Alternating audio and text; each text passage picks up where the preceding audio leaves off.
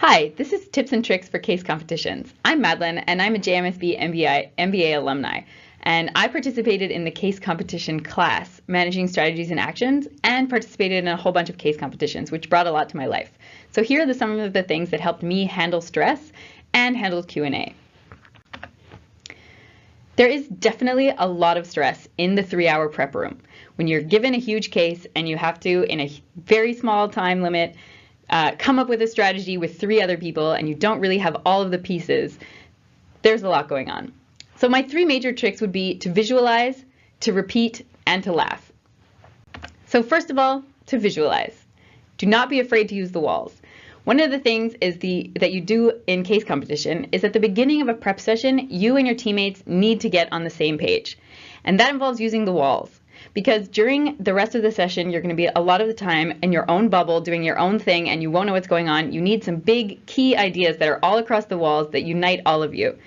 This helps with stress a lot, I found, because I can always check back into the walls to see, okay, we're all on the same page. I know what's happening. This is the overall picture. The second thing would be to repeat, to develop a comfortable routine. When you're doing case prep practices week after week after week, in my case it was twice a week for 6 hours, you want to really have a routine down. You know where you're going to sit when you get in that room. You have the same snacks that bring you energy. You have your whole routine of what order you tackle things in and how you're going to work with your team. Finally, and most importantly, is to laugh. I have never been so stressed out as in the prep room before case competition, but I've also never laughed as much. My team was a lot of fun, and there they are on the slide, and we laughed not just on the road on the way to case competitions, but in the room constantly, making fun of each other and ourselves and trying not to take it too seriously. Moving on to Q&A do's and don'ts. Q&A is very challenging and is one of the hardest parts of case competition. And I would not say I'm an expert, but I did learn some key elements. First of all, don't get stuck in a silo. As I was saying earlier in the video, you really get involved in your part of the presentation, but you do want to have an idea of what's happening in your teammates' parts of the presentation as well. So even if you don't have time for a full practice or a recap before you get into the room, make sure during the presentation that you're really listening to what your teammates are saying so that you know the whole case and at least you know the overarching ideas behind what everybody else is doing. So when you answer questions, it's grounded in the whole and not just your part.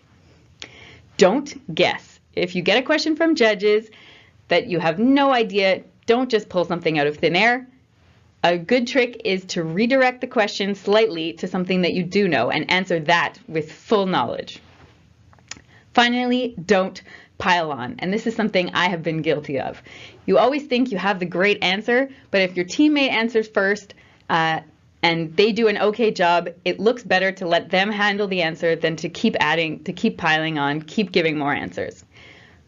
Do stop when you see that your judges are satisfied. This is an exercise in reading people. So even when you're giving an answer and you think there's a lot more to go, as soon as you see the judge's face, nod or give some kind of acknowledgement that they're satisfied, just stop.